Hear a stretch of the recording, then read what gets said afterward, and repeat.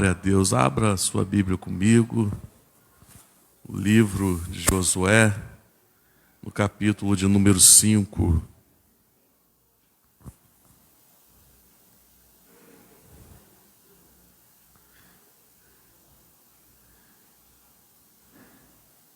Glória a Deus.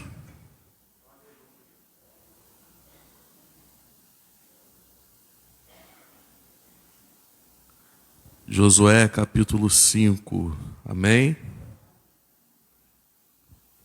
Ou misericórdia, amém? A partir do verso 1, quando todos os reis dos amorreus que estavam do outro lado do Jordão ao ocidente, e todos os reis dos cananeus que estavam perto do mar, ouviram como o Senhor tinha secado as águas do Jordão diante dos filhos de Israel, até que tivessem passado. Desfaleceu o seu coração, e não houve mais ânimo neles diante dos filhos de Israel. Naquele tempo o Senhor disse a Josué: faze facas afiadas e circuncida pela segunda vez os filhos de Israel. Então Josué fez facas afiadas para si e circuncidou aos filhos de Israel no monte dos prepúcios. Esta é a causa pela qual Josué os circuncidou. Todo o povo que tinha saído do Egito, todos os homens de guerra, tinham morrido no deserto pelo caminho, depois que saíram do Egito. Porque todos os do povo que tinham saído estavam circuncidados. Mas todo o povo que tinha nascido no deserto pelo caminho, depois que saíram do Egito, não estavam circuncidados. Porque os filhos de Israel andaram pelo deserto 40 anos, até que todas as pessoas dos homens de guerra que tinham saído do Egito foi consumida, porquanto não obedeceram à voz do Senhor, pela qual o Senhor lhes jurou que não lhes deixaria ver a terra, da qual o Senhor tinha jurado a seus pais que nos daria, terra que flui leite e mel. E os filhos deles, versículo 7, e os filhos deles que ele fez suceder em seu lugar, Josué os circuncidou, pois eram incircuncisos, porque não tinham sido circuncidados pelo caminho. E aconteceu que quando acabaram de circuncidar toda a nação, ficaram no seu lugar no campo até que sararam. E o Senhor disse a Josué: hoje retirei de cima de vós o opróbrio do Egito, pelo qual o nome daquele lugar foi chamado Gilgal até hoje. Versículo 10. E os filhos de Israel assentaram acampamento em Gilgal e celebraram a Páscoa aos 14 dias do mês, pela tarde nas planícies de Jericó. E no outro dia, depois da Páscoa, comeram do fruto da terra os pães sem levedura. E no mesmo dia, espigas novas torradas. E o versículo 12 diz que o maná cessou no dia seguinte, desde começaram a comer do fruto da terra. E os filhos de Israel nunca mais tiveram maná, mas sim comeram dos frutos da terra de Canaã aquele ano. Versículo 13. E estando Josué perto de Jericó, levantou os seus olhos e viu um varão que estava diante dele, o qual tinha uma espada nua em sua mão. E Josué foi para ele e disse-lhe: és dos nossos ou de nossos inimigos? E ele respondeu: não, mas como príncipe do exército do Senhor tenho vindo.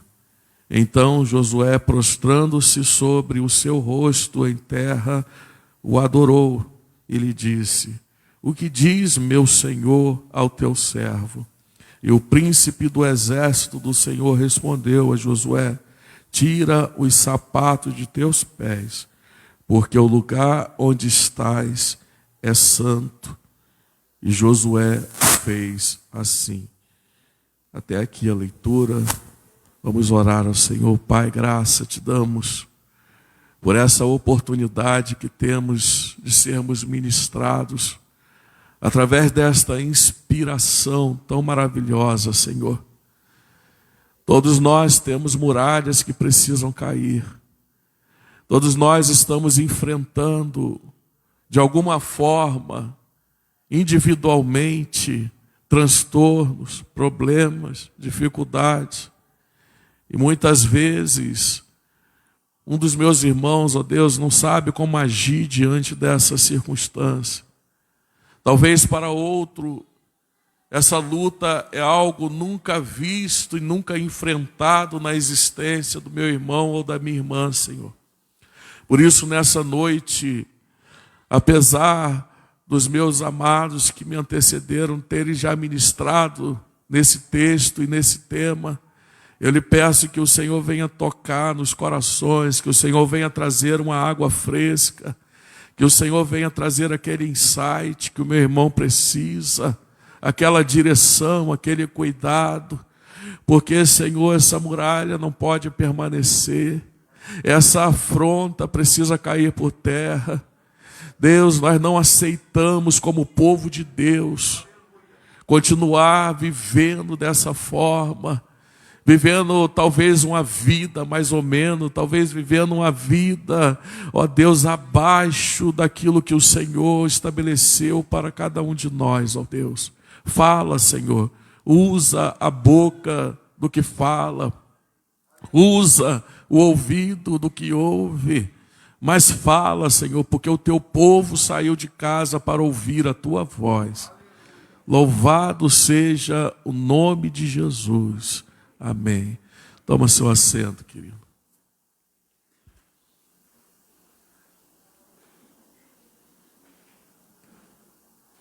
Glória a Deus. Amados, Josué, ele está conduzindo esse povo por misericórdia de Deus e por todos os atributos, por todos os adjetivos que ele acumulou na sua caminhada na presença do Senhor. E ele tem diante dele uma muralha verdadeira, uma muralha intransponível, uma muralha onde aqueles que estão dentro dela se julgam protegidos de tal forma que nada pode transpor aquela muralha. E nós também, muitas vezes, temos diante de nós problemas, situações, dificuldades, em todas as áreas que nós podemos citar, seja na área da família, na área psicológica, na área financeira. Em cada um de nós, talvez, se não está enfrentando, já enfrentou, e se não está enfrentando, nem enfrentou, vai enfrentar ainda algum problema que vai precisar de uma direção, de um cuidado da parte de Deus. E foi isso que Josué estava procurando. Ele não sabia como transpor aquela muralha, ele não sabia como conduzir o povo a uma vitória naquela muralha, e ele olhava talvez com olhos desconfiados e precisava de uma resposta da parte de Deus. E o importante e o primordial dentro desse texto, dentro desse capítulo 5, que eu entendo que é aqui que Deus começa a derrubar aquela muralha, tirar de frente daquele povo aquele problema que assolava, que tirava o sono.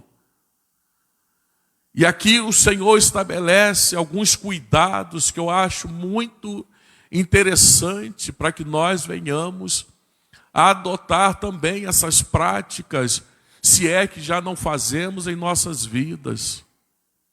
Deus, ele precisou desconstruir o Egito que havia no coração daquele povo. Um povo que ficou 430 anos escravo. Eles não sabiam outra coisa senão o ofício da servidão, senão o ofício da cabeça abaixada, senão o ofício do chicote, senão o ofício da obediência a um senhor dessa terra. E aquele povo agora está liberto. Aquele povo agora está sendo conduzido por Deus. E eles não têm nenhuma experiência com a liberdade. Eles não têm nenhuma experiência com o tomar a decisão por conta própria. E Deus então precisa ensinar esse povo,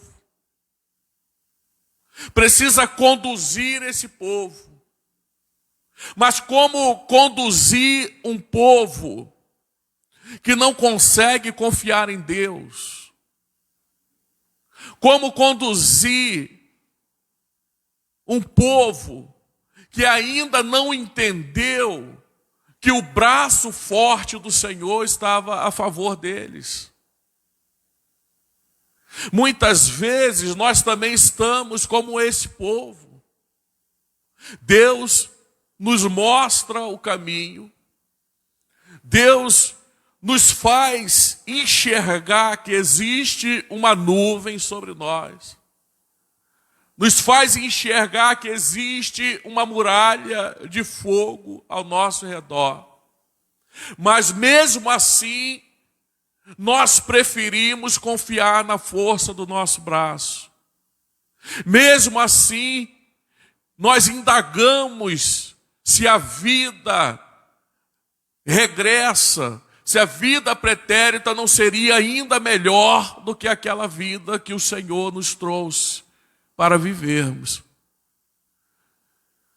Se nós voltarmos um pouco no texto e, por exemplo, em Números 13, eles estavam num lugar chamado Cádiz Barneia, pouco depois de ter saído do Egito, e eles tinham diante deles a terra prometida. Eles tinham diante deles a terra que manava leite e que manava mel. Nesse tempo, eles trouxeram da terra prometida um cacho de uva, que era necessário 2 pessoas carregarem esse cacho de uva. Imagina, irmãos. Imagina a terra que Deus estava entregando nas mãos deles. Mas havia dentro do coração deles ainda o estado estabelecido da servidão do Egito.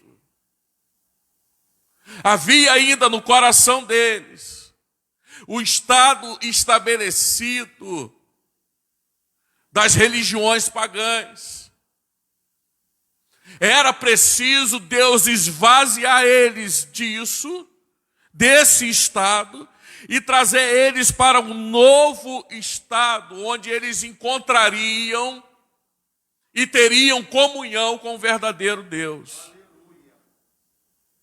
Então, Deus naquele momento entendeu que eles não estavam preparados para tomar posse daquela terra. Muitas vezes nós também estamos assim. Não estamos preparados ainda para tomar posse da grande bênção que o Senhor já estabeleceu para nós. A terra já estava ali, a bênção já estava preparada, mas dentro deles não havia os cuidados, não havia a terra do coração deles, não estava preparada. Então aprove Deus fazer com que eles então peregrinassem pelo deserto, que eles andassem pelo deserto, que eles fossem cuidados por Deus no deserto, que eles fossem alimentados por Deus no deserto. E no deserto, todas aquelas pessoas, todos aqueles homens que carregavam dentro de si o ranço da servidão, eles foram ficando pelo deserto. Eles foram ficando para trás. Porque eles ainda não conseguiam olhar para Deus e estabelecer uma relação de intimidade com Deus, uma relação de confiança com Deus,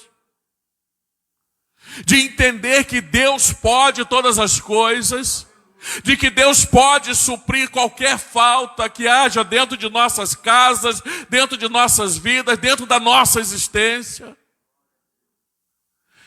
E quando nós estabelecemos uma barreira para que essa verdade absoluta, que ela não encontre espaço no nosso coração, essa relação com Deus fica rompida. Imagine, amados, dentro da sua estrutura familiar, ou dentro da estrutura onde você tem alguma autoridade e você dá uma ordem e você dá uma condução de uma determinada tarefa, estabelece cuidados ali, e aquelas pessoas que estão debaixo da tua autoridade começam a indagar, começam a te desacreditar, começam a desconfiar daquilo que você está determinando.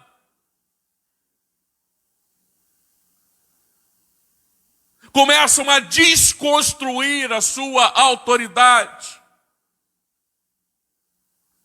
Isso notoriamente vai trazer insatisfação aos nossos corações. Isso vai nos levar a uma condição de ter que tomar alguma atitude. E Deus estava preparando aquele povo para que eles pudessem ter condições de chegar àquela terra prometida. Deus está te preparando, Deus está me preparando para que um dia nós estejamos em condições de pisar na Nova Jerusalém, para que tenhamos condições de adentrar aquela terra, aquele lugar que Jesus disse que foi preparar para cada um de nós. E não é de qualquer maneira que nós vamos adentrar a este lugar. Não é com as nossas mãos sujas, não é duvidando do nosso Senhor, não é duvidando daquilo que Ele estabeleceu como princípios para cada um de nós. É preciso rasgar não as nossas vestes, mas o nosso coração, e deixar com que o Espírito Santo venha nos conduzir. Ah, mas eu não estou entendendo. Amém, glória a Deus. É sinal que Deus está agindo. E aí eles chegam a este lugar chamado Gilgal.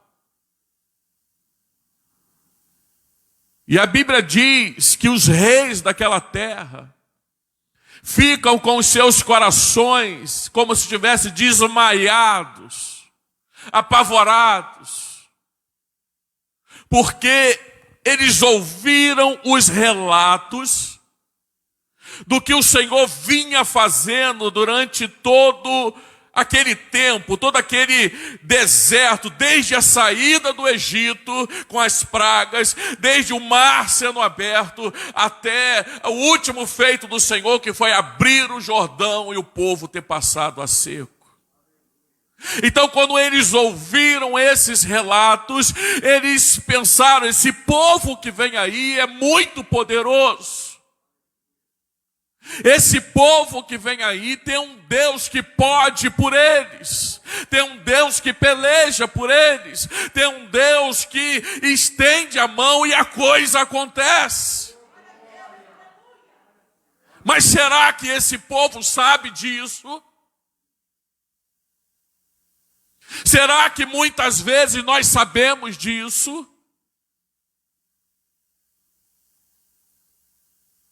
Porque muitas vezes nós estamos diante de batalhas e nós não clamamos a Deus. Muitas vezes nós estamos enfrentando os problemas da vida, as muralhas da vida estão diante de nós. E nós estamos dando ordem para aquelas pessoas que estão à nossa volta: vai lá e pega a cavadeira, vai lá e pega qualquer coisa que me sirva como uma ferramenta para destruir isso. Vamos lá no banco e pegar um empréstimo.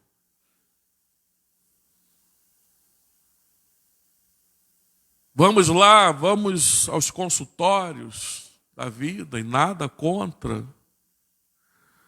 Só que a semelhança daquela mulher do fluxo de sangue, depois que ela destruiu toda a riqueza que ela tinha, ela chega diante de Jesus.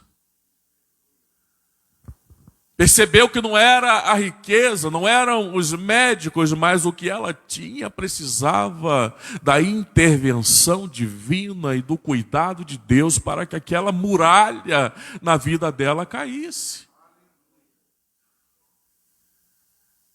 Pastor, mas eu já fui no médico, sim, glória a Deus pelos médicos, mas já dobrou os seus joelhos e colocou diante de Deus? Eu lembro, lá no Salgueiro, nós também estamos numa campanha profetizando para 2022. E eu lembro no primeiro dia, na primeira quarta-feira, eu cheguei com tanta dor, insuportável. Minha vontade era tirar o sapato dos pés, era caçar uma cama, algum lugar para eu deitar, de tanta dor na coluna, nas pernas. E na hora da oração eu me ajoguei no altar. Eu não quis nem saber que eu tinha que estava ali para orar por alguém. Eu precisava de oração naquela hora, e o povo fez fila para vir à frente para orar, e eu estava lá deitado, me ajogado no altar, e eles oraram. Daqui a pouco eu senti um monte de mão em cima de mim, parecia que a igreja toda estava orando por mim. E meus irmãos, daquele dia para cá, pronto, acabou, eu não tenho mais aquela dor. Deus pode ainda hoje jogar por terra as muralhas que nós estamos enfrentando. Eu lembro que eu trabalhei com um gerente, né? Pedro Paulo, o nome dele, Pedro Paulo. E ele era um desviado que se tornou quase que um ateu. E a mãe dele, muito fervorosa, né? E ele, um dia de domingo, naquele almoço de família, ele me contou isso. Na hora dele ir embora, o carro dele não deu a partida. Um carro novo. E ele mexe para lá, mexe para cá, e já irritado com aquela situação. E a mãe dele veio e falou: meu filho, vamos orar para Jesus. Ele: mãe, eu preciso de mecânico. Jesus é mecânico? Ela: meu filho, calma aí. E meteu a mão no carro e orou, dá a partida. E ele deu a partida e o carro pegou. Então, Jesus também é mecânico, sim, meu irmão. Vai te ajudar lá no seu salão de beleza, vai te ajudar lá na indústria onde você estiver trabalhando, basta que você clame. Ele tem todas as coisas debaixo dos seus pés. E Josué ele entendia isso. Ele tinha um problema diante dele, não tinha dentro do seu coração, não tinha em suas mãos as ferramentas necessárias para resolver aquele problema. Não sabia como resolver. Nesse estado, nesse momento, o nosso nível de estresse ele tende a aumentar. E quando o nosso nível de estresse aumenta, a nossa mente ela se torna menos capaz de encontrar soluções. Mas ele então, ele se retira, ele se afasta. Olha que coisa interessante. Se afasta das multidões. Ele quer uma direção da parte de Deus. Ele quer uma resposta da parte de Deus. Ele quer um cuidado. Ele necessita dessa palavra.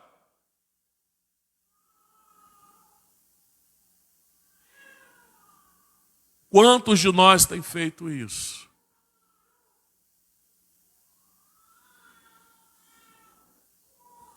Quantos de nós temos feito isso?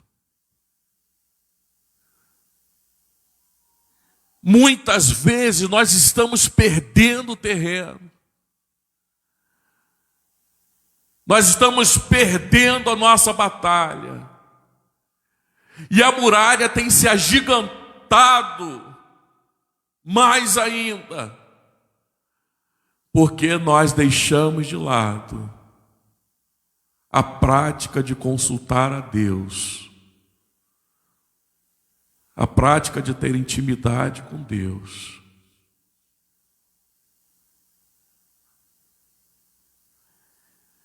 Então acontece algumas coisas bem interessantes nesse capítulo 5, que eu quero dividir com os irmãos. E aqui eu entendo que Deus preparou esse povo que ali estava rapidamente para que ele pudesse encontrar dentro daqueles corações a ambiência necessária, o cuidado necessário, para que eles pudessem mudar a atmosfera daqueles corações.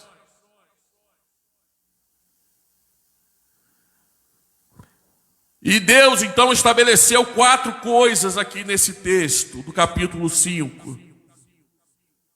A primeira é que eles tinham que estabelecer ali a circuncisão. Aqueles homens que tinham saído do Egito e que foram circuncidados no Egito, eles morreram no deserto. Então toda aquela geração que ali estava não havia ainda sido circuncidada. Então Deus falou: olha, você vai circuncidar esse povo. Vai circuncidar esses homens. E o que isso significa? Significava que ali eles estavam enterrando o ego. Eles estavam enterrando o eu. Eles estavam lançando fora qualquer possibilidade de trazer para si a glória por aquela vitória. Muitas vezes nós não estamos entendendo que a glória é de Deus. Muitas vezes nós não estamos entendendo que eu preciso deixar o meu conhecimento aqui um pouco de lado e me lançar diante de Deus. Eles estavam diante de uma batalha iminente. Eles estavam diante de um problema sério que precisava ser enfrentado. Não era adequado, mentalmente falando, que eles fossem circuncidados. A força humana deles estava ali sendo jogada por terra. Eles estariam sujeitos a um tempo de descanso, a um tempo de fraqueza, a um tempo de vulnerabilidade diante dos olhos daqueles que ali estavam. Se o inimigo viesse sobre eles, assim como os filhos de Jacó foram sobre aquela cidade e destruíram toda aquela cidade, que eles conseguiram convencê-los a circuncidar por causa do príncipe daquela cidade que estuprou a sua irmã. E eles foram lá apenas uma dúzia de homens e destruíram uma cidade inteira porque aqueles valentes estavam circuncidados. Então eles ali foram circuncidados e eles perderam a sua força humana. Estavam vulneráveis, mas estavam debaixo da ordem que Deus estava dando.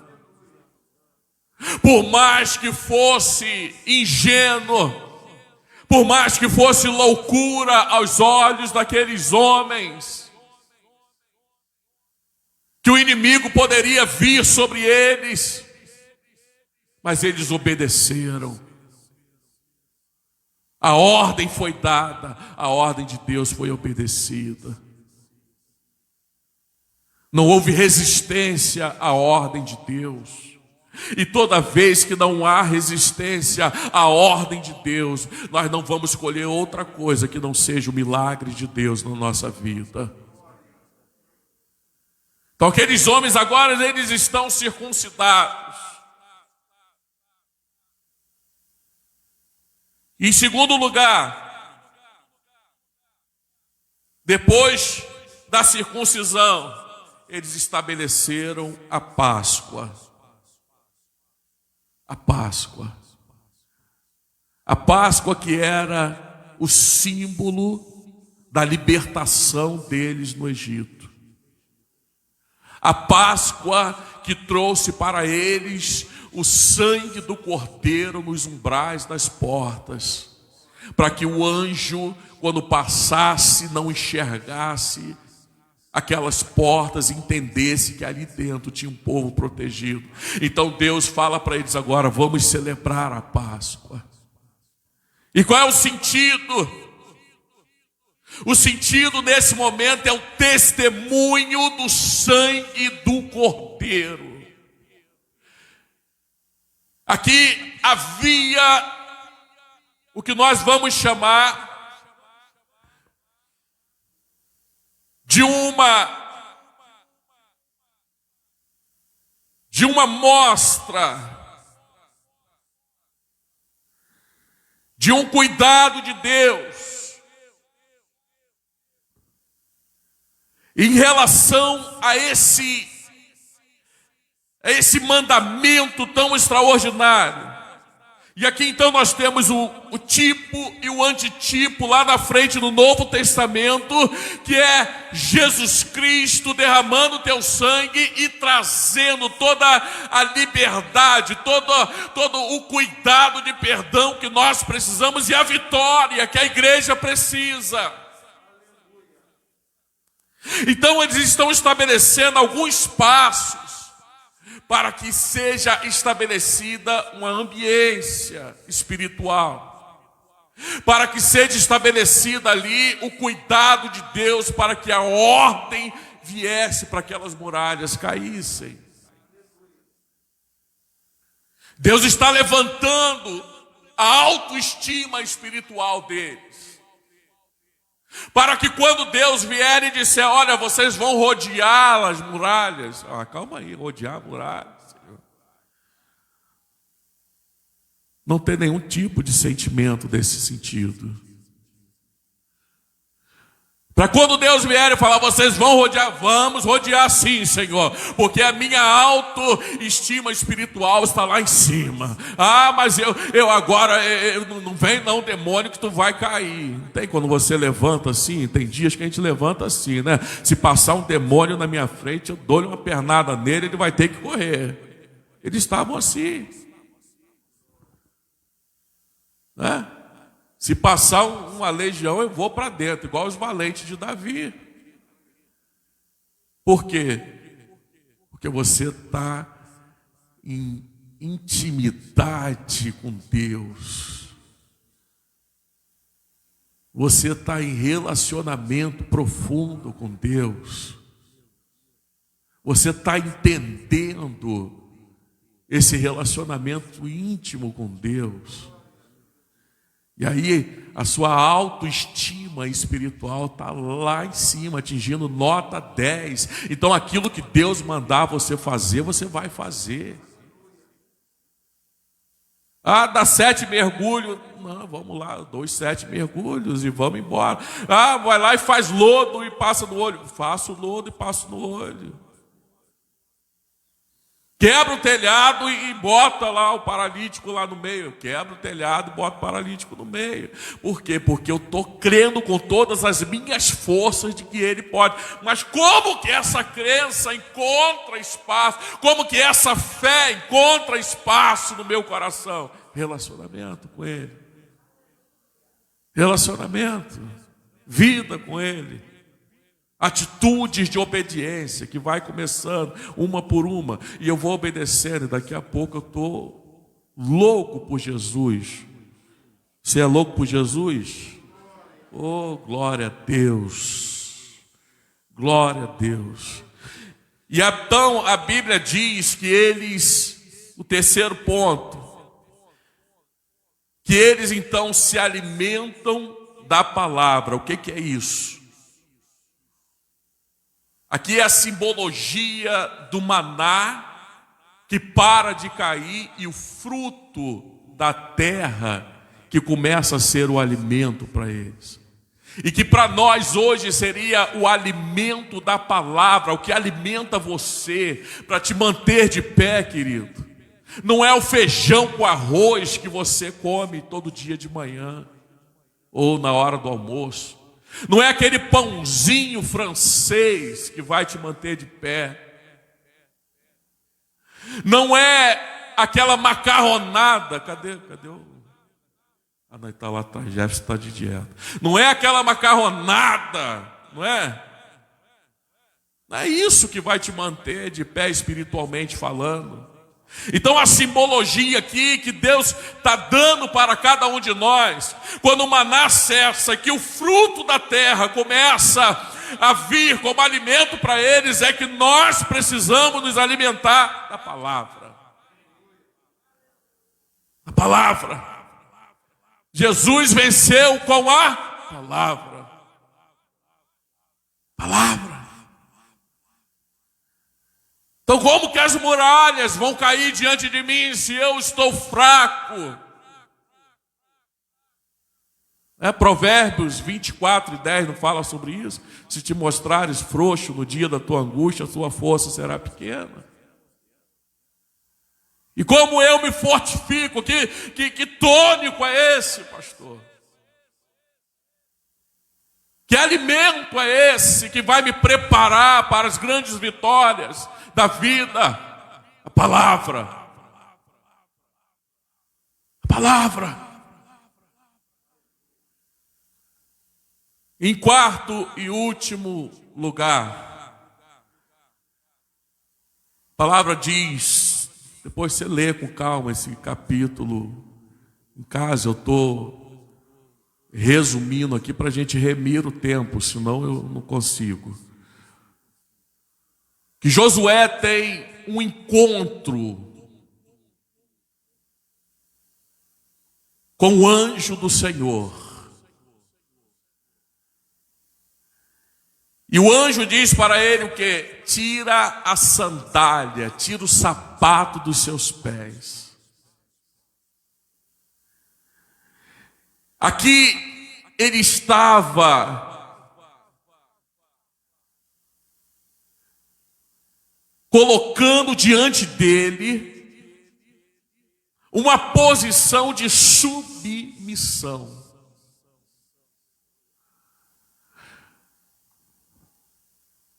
A nossa geração, a geração atual, ela vem sendo ensinada de que ela pode tudo, de que ela é capaz de tudo, de que ela não precisa dos pais, de que ela não precisa dos antigos. E quando Josué recebe a ordem, tira a sandália, tira os sapatos dos pés, porque esse lugar é santo. Ele não pensa duas vezes, ele tira os sapatos dos pés e ele se coloca ali completamente submisso. Completamente entendível o ambiente a ele. E ele então nessa atitude de submissão, quando nós agimos em submissão a Deus, quando cada um de nós temos essa atitude de submissão a Deus, o céu ele não será mais de bronze. O céu ele se abre. A terra ela não será mais de ferro, ela se torna fértil. Porque nessa submissão a Deus, eu compreendo que a ordem que emana do céu, ela é capaz de me trazer a visão para eu enxergar aquilo que eu preciso enxergar.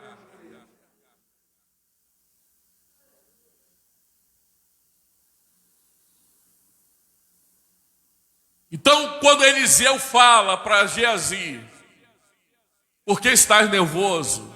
Porque o exército é maior. Senhor, abre os olhos do meu moço, para que ele veja. E quando Deus descortina diante dele, o que ele vê? Carros e cavalos de fogo, que estavam prontos para guerrear a guerra daquele que tem intimidade com Deus, a guerra daquele que anda na presença de Deus. A guerra daquele que se anda em submissão a Deus. Então essas 4 atitudes, não é? Enterrar a si mesmo, o seu eu, o seu ego, na representação aqui da circuncisão, o testemunho do sangue do Cordeiro, na representação da Páscoa que eles fizeram, o alimentar-se da palavra, na representação aqui do cessar do maná e do nascer do trigo daquela terra nova que manava leite e mel, e a submissão a Cristo como Senhor, quando ele tira os sapatos e ele começa a ter instruções daquele ser celestial que estava diante dele.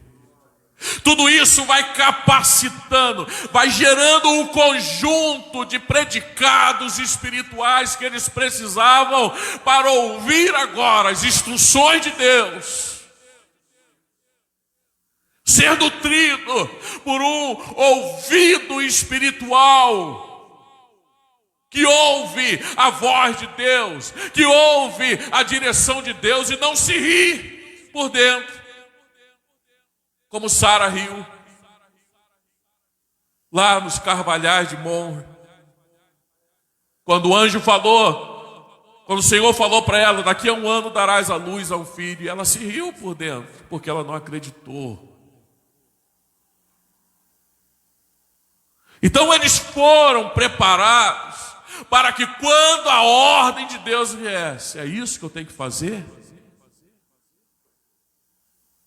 6 voltas durante 6 dias, e 7 voltas no último dia. É isso que vai trazer a vitória. Então nós vamos fazer.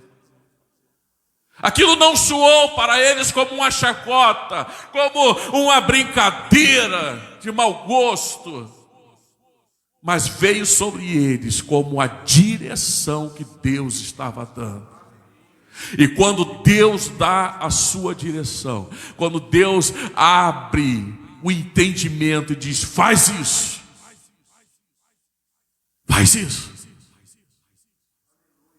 pronto. Irmãos, eu estava uma madrugada, pastor Renato sabe, ele acompanhou, meu filho ali hoje está ali curado.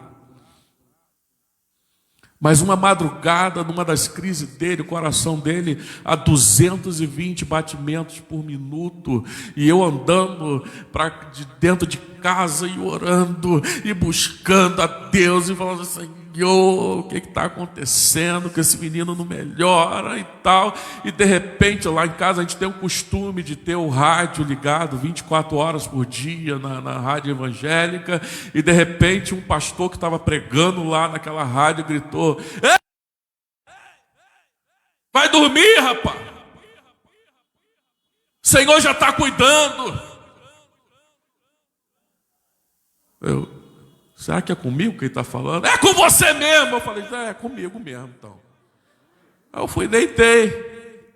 E no dia seguinte foi quando a gente levou ele numa clínica lá em Niterói, que definitivamente descobriram a medicação, né, que nunca mais ele teve crise, até que ele operasse o coração. E hoje meu filho está curado para a glória de Deus. Então, queridos, às vezes a voz de Deus vem assim, e para aquele que não está firmado na presença dele, isso é doideira, rapaz, para com isso. Mas para aquele que está aliançado com Deus, firmado em Deus, a ordem vai vir, e você vai se alegrar. Ele ouviu, ele respondeu, e agora sim a minha vitória chegou. Mas é doideira. Mas foi meu Deus que falou. Quando Deus fala, quando Deus dá ordem, né? Os arqueólogos tentam até hoje achar os vestígios das muralhas que caíram e não acham. Sabe por quê? Se transformou em pó. Tamanho foi o poder que Deus liberou naquele lugar. Havia a ambiência, havia um povo que estava saltando na presença do Senhor, havia um povo que estava regozijante, e não poderia ser outra coisa senão a vitória de Deus. Que você possa sair daqui nessa noite, querido, com a sua autoestima espiritual lá nas alturas, independente daquilo que Deus falar com você, que Deus ordenar para que você faça, faz, porque o resultado está nas mãos dele, não está nas tuas. A vitória está nas mãos dele, não está nas tuas. E no final, tudo isso vai redundar num eterno peso de glória para o nome de Jesus.